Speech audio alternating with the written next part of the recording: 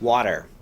Now, water is something we all come into contact with every day, whether it's washing our hands, taking a shower, drinking it, disposing of it, and using a toilet, whatever it is.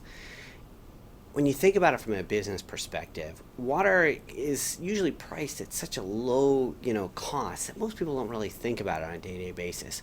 But it actually is an amazing opportunity to save money, not only from the water that you're buying coming in, but more often than not, the water that goes out, your gray water, your black water, you're usually paying sometimes 2 or 3 times the cost of buying that potable water from the utility. And by conserving it, you're obviously having incredible environmental benefits at the same time. The Life Sciences building in Seattle, Washington, for example, they went about it, in a way of, where can we look at our water faucets and, use automatic sensors and, control the water that was coming in? Where can we install waterless urinals to reduce the water usage there? But they also, in the design of the building, they selected native plants and drought-tolerant plants that can rely on rainwater as opposed to having to be irrigated. Now, the financial savings of this was it reduced their water costs by 23% annually and saves them over 186,000 gallons of water each year. The Staples Center in Los Angeles, where the LA Lakers, the LA Clippers, and the LA Kings, the NHL play, along with many other venues that show up there, they installed 178 Falcon waterless urinals that result in a savings of about 7 million gallons of water and $28,000 in direct water costs annually. You might be thinking, okay, well, I'm not a giant, athletic facility that has, 20,000 fans coming through it every day. What can I do with my organization? That's where our next case study is going to come about. The Michoacan Mexican restaurant. Now, they're a small, type restaurant. Well, they just, went about and said, what could we do? Well, they replaced 3 of their toilets with low flow toilets. They upgraded their faucets so they had aerated, so that they, kind of like when you put your thumb on a hose and you can actually shoot, less water through, but with more power. They also expanded their recycling efforts, cardboard, glass, water, plastic, etc. If you look at just what they saved in water, they saved 25,000 gallons of water annually.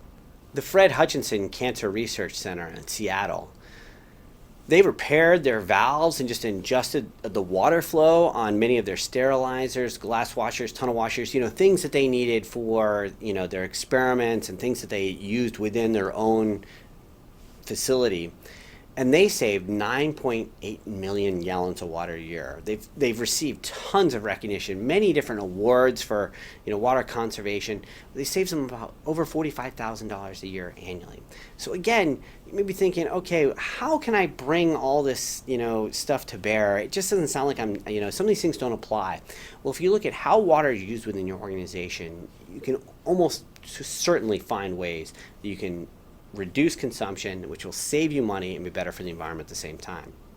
Taking a different approach and looking outside of your building, the American Red Cross in Cincinnati, they have a disaster operations center there. And they actually looked at how can we prevent stormwater runoff. And they planted a vegetated roof on their slope. This was a way that it reduced almost 1 million gallons of water each year that was coming off their roof, that was going into the stormwater and their sewers that they were paying for. And it saved them, thousands of dollars in sewer costs and had a ROI of 5 years. So you might be thinking, oh my God, that seems so radical. Plant vegetation on our roof, don't we want to get rid of that stuff? By doing it correctly, this is a way to reduce stormwater runoff by having it absorb. It also has a cooling effect for your building in the summer by providing shade and having insulating properties during the winter of keeping heat in. The River Rouge plant in Detroit, Michigan, similar thing. They put a green roof in a certain section, not only to dramatically help with their heating costs, but it reduced their stormwater runoff, which they pay for just by the square foot of their roof, like many municipalities do. And it can save a lot of money and reduce the water that's going through the sewer that, again, has to be treated a second time. The Mercedes-Benz Stadium in Atlanta, where the Atlanta Falcons and Atlanta United, the MLS franchise, play, they took a totally different way of designing it. Now, it gets all types of awards for its roof and for its glass structure, but when their owner, Arthur Blank, was considering building it, they were looking at it also from a social justice perspective, because where the community where it was built was being hit by, whenever there was massive floods that hit Atlanta or massive storm events, there just wasn't enough stormwater catchment to actually keep some of the poorer neighborhoods right near the stadiums from flooding. So the Atlanta Falcons and the Atlanta United and the Blank family, when they're building Mercedes-Benz Stadium, they built a 1.1 million gallon stormwater vault, that was to basically capture the water that was happening during these storms. But then they can also reuse it to help with some of the landscaping and some of the irrigation around the facility. So it's almost like capturing free water, so they're not paying for it. It's also helping prevent flooding that's hitting some of the most socioeconomic depleted areas in the city.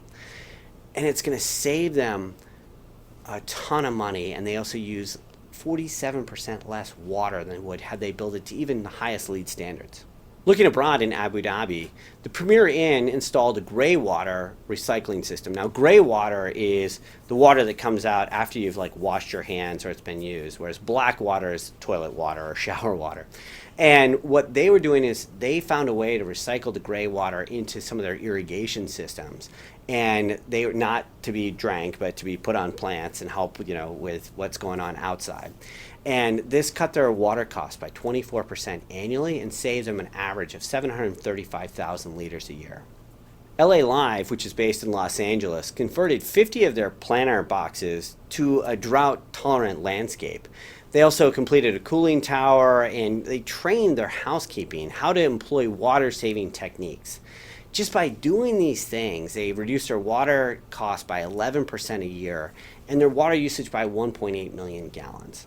So as you're contemplating, how can you address water? What are things you can do, both in your office or maybe in your landscaping? There are a number of things you can do, and there are a lot of utilities who will offer you rebates or sometimes free services. You can install dual flush toilets, waterless urinals, you can aerate faucets, you can, get set faucets, to have automation on them.